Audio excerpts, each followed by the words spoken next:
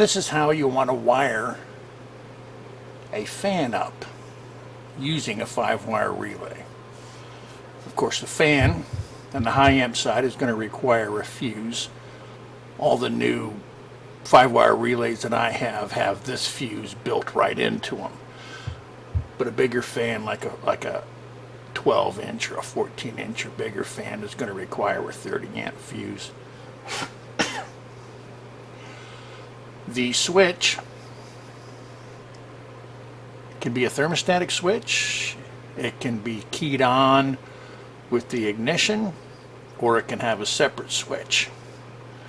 I prefer a thermostatic switch, and yes, they do work. A lot of people will wire them straight through with high amperage, and if you do that, like any switch, they're not designed to handle that kind of amperage, so you're going to ruin the switch.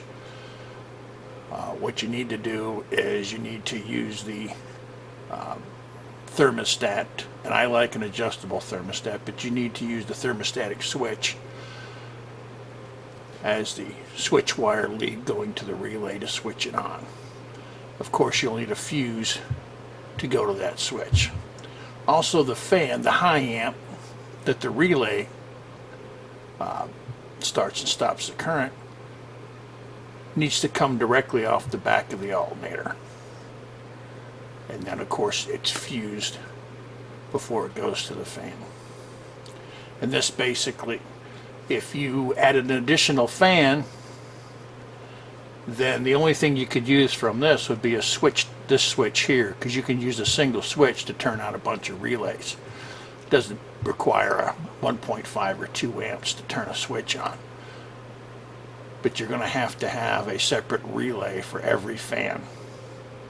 And all of them will come directly off the back of the alternator.